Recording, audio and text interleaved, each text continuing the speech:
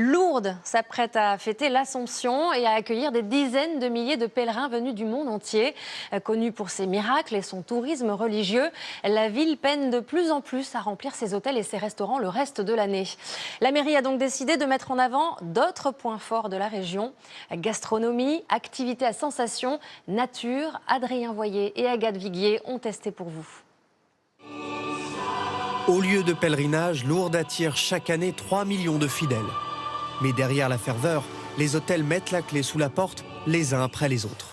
Oui, cet hôtel est fermé, je pense, depuis une quinzaine d'années. Et il n'est pas le seul, 17 autres ont fermé depuis 2020. Et là, par exemple, vous avez l'hôtel Excelsior, qui était un hôtel de référence du boulevard de la Grotte de Lourdes. Qui était, du coup? Qui était, parce que maintenant il est fermé. Il y a toujours eu plus d'offres que de demandes. Les prix sont tirés vers le bas. Et c'est ce qui a malheureusement causé la fermeture d'établissements qui n'arrivaient plus à équilibrer leurs comptes. Dans le même temps, c'est un autre type d'hébergement qui se développe à Lourdes. Cet aubergiste a ouvert au début de l'été et il affiche complet. Il y a un tourisme vert de folie ici. Ses clients sont essentiellement des randonneurs à sac à dos. Plus de 80%, je regardais encore ce matin, c'est vraiment pas le sanctuaire, c'est les montagnes. Soit on fait le GR10, on fait le SER 78, on fait le GR 101. Cette touriste canadienne est venue uniquement pour les randonnées. Je ne savais pas qu'il y avait le sanctuaire ici avant d'arriver ici. Je cherchais une ville pour visiter les Pyrénées, je ne savais vraiment pas où aller. J'ai atterri sur Lourdes. Lourdes se réinvente. Pendant la pandémie, il n'y avait plus un seul pèlerin dans les rues. La ville a craché économiquement parce qu'on n'avait pas de plan B. Donc aujourd'hui, nous sommes bien obligés de compléter et de diversifier. Quoi de mieux que de miser sur le patrimoine naturel.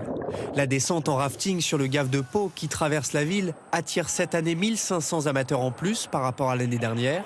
Cette famille du nord de la France en fait partie. Il y a des grandes descentes, les montées et tout, moi j'aime bien. J'aime bien les sensations. Tout ce milieu de montagne, peut-être qu'il n'est pas assez connu avec tous les cours d'eau qui les entourent. Des cours d'eau mis en avant par les entreprises touristiques lourdaises, même les pèlerins s'y aventurent.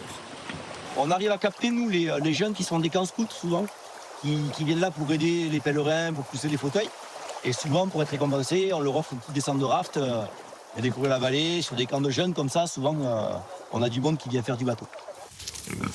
Et parce que cette nature rafraîchissante est loin d'être son seul atout, la commune mise aussi sur le port noir de Bigorre. Il est élevé dans les montagnes environnantes. Ils ont cette particularité d'avoir les oreilles qui tombent sur les yeux. Franck en élève 32 sur sa parcelle. On a un terroir très très riche et le nord de Bigorre, c'est vraiment devenu l'emblème de la Bigorre. Ça porte le nom et c'est une plus-value énorme. Fierté locale que l'on retrouve en vitrine dans le centre-ville de Lourdes, à 2 pas du sanctuaire. On va leur servir ça avec un bon vin blanc. Dans un établissement tout à fait nouveau. J'ai fait cette maison du jambon pour faire découvrir à d'autres pays la richesse que l'on a dans le nôtre, c'est-à-dire autour du jambon et autour des autres produits. L'odeur est parfaite. Cette diversification est cruciale pour la commune où le tourisme génère chaque année 500 millions d'euros de chiffre d'affaires.